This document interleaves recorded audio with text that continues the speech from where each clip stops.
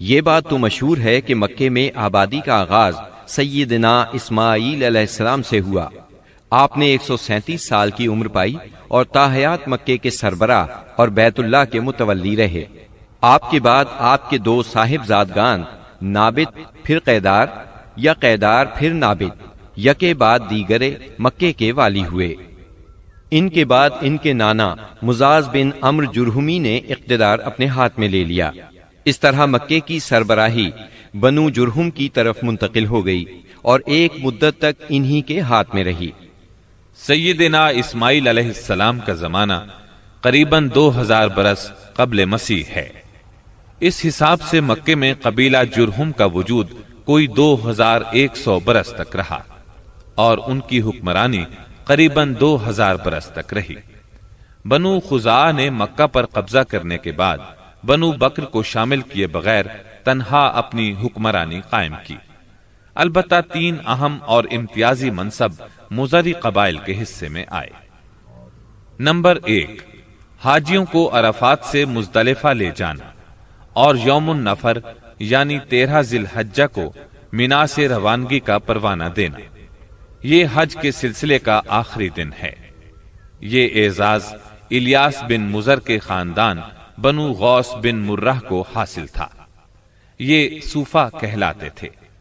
Number 2، 10 ذی الحجہ کی صبح کو مزدلفہ سے منا کی جانب افاضہ یعنی روانگی۔ یہ اعزاز بنو ادوان کو حاصل تھا۔ نمبر 3، حرام مہینوں کو آگے پیچھے کرنا۔ یہ اعزاز بنو کنانہ کی ایک شاخ بنو تمیم بن عدی کو حاصل تھا۔ مکہ معظمہ پر بنو خزاعہ کا اقتدار کوئی 300 برس تک قائم رہا۔ یہی زمانہ تھا جب ادنانی قبائل مکے اور حجاز سے نکل کر نجد، عراق کے اطراف اور بحرین وغیرہ میں پھیلے اور مکے کے اطراف میں قریش کی صرف چند شاخیں باقی رہیں، مگر مکے کی حکومت اور بیت اللہ کی تولیت میں ان کا کوئی حصہ نہ تھا، یہاں تک کہ قصی بن کلاب کا دور آیا۔ قصی نے مکے کا بندوبست اس طرح کیا کہ قریش کو مکے کے اطراف سے بلا کر پورا شہر ان پر تقسیم کر دیا اور ہر خاندان کا ٹھکانہ مقرر کر دیا۔ البتہ مہینے آگے پیچھے کرنے والوں کو نیز آل صفوان، بنو ادوان اور بنو مرہ بن عوف کو ان کے مناصب پر برقرار رکھا، کیونکہ قصی سمجھتا تھا کہ یہ بھی دین ہے، اس میں رد و بدل کرنا درست نہیں۔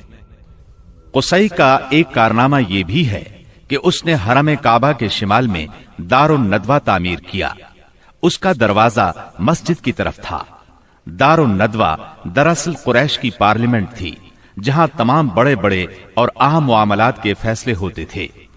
قریش پر دار الندوہ کے بڑے احسانات ہیں، کیونکہ یہ ان کے اتحاد کا ضامن تھا اور یہیں ان کے الجھے ہوئے مسائل احسن طریقے سے طے ہوتے تھے۔ قصی کو سربراہی اور عظمت کے یہ مرتبے حاصل تھے۔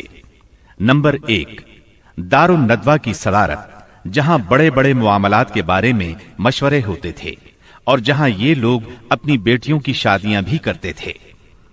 نمبر 2، لواء یعنی جنگ کا پرچم قصی ہی کے ہاتھوں باندھا جاتا تھا۔ نمبر 3، حجابت یعنی خانہ کعبہ کی پاسبانی۔ اس کا مطلب یہ ہے کہ خانہ کعبہ کا دروازہ قصی ہی کھولتا تھا۔ خانہ کعبہ کی خدمت اسی کے ذمے تھی، چابی بردار بھی وہی تھا۔ نمبر 4، سقایا یعنی پانی پلانا۔ اس کی صورت کچھ یوں تھی کہ حوض میں حاجیوں کے لیے پانی بھر دیا جاتا تھا، اس میں کچھ کھجور اور کشمش ڈال کر اسے شیریں بنایا جاتا تھا۔ حجاج جب مکے آتے تو اسے پیتے تھے۔ نمبر 5، رفادہ یعنی حاجیوں کی میزبانی۔ حاجیوں کے لیے بطور ضیافت کھانا تیار کیا جاتا تھا۔ اس مقصد کے لیے قصی نے قریش پر ایک خاص رقم مقرر کر رکھی تھی۔ یہ رقم حج کے موسم میں قصی کے پاس جمع ہو جاتی تھی۔ وہ اس رقم سے حاجیوں کے لیے کھانا تیار کراتا تھا۔ جو لوگ تنگ دست ہوتے یا جن کے پاس توشہ نہ ہوتا وہ یہی کھانا کھاتے تھے۔ ان کے علاوہ کچھ اور عہدے بھی تھے جنہیں قریش نے آپس میں تقسیم کر رکھا تھا۔ ان کی تفصیل یہ ہے۔ نمبر 1، ایسار یعنی فالگیری، قسمت کا حال دریافت کرنے کے لیے بتوں کے پاس جو تیر رکھے رہتے تھے ان کی تولیت، یہ منصب بنو جمح کو حاصل تھا۔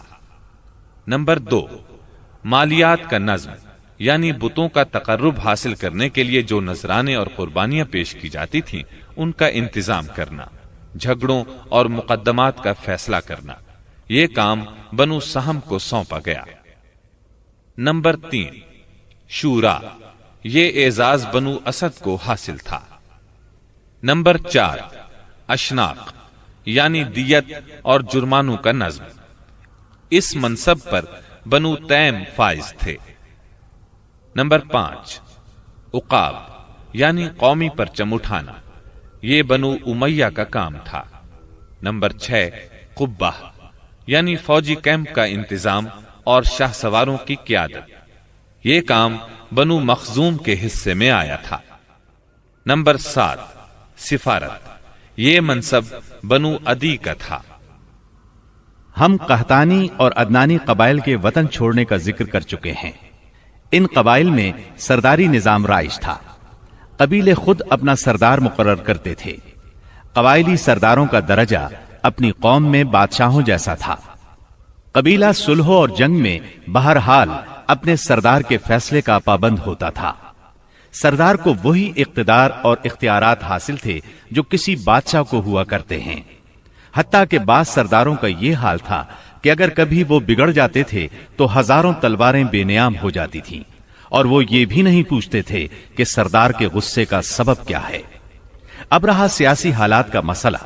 جزیرت العرب کے 3 سرحدی علاقے تھے، یہ تینوں غیر ممالک کے پڑوس میں تھے۔ ان کی سیاسی حالت سخت پریشان کن تھی۔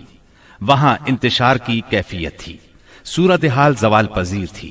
انسان مالک تھا یا غلام، حاکم تھا یا محکوم، بس انہی 2 طبقوں میں بٹا ہوا تھا۔ تمام تر فوائد سربراہوں کو، خاص طور پر غیر ملکی سربراہوں کو حاصل تھے، اور سارا بوجھ غلاموں کے سر تھا۔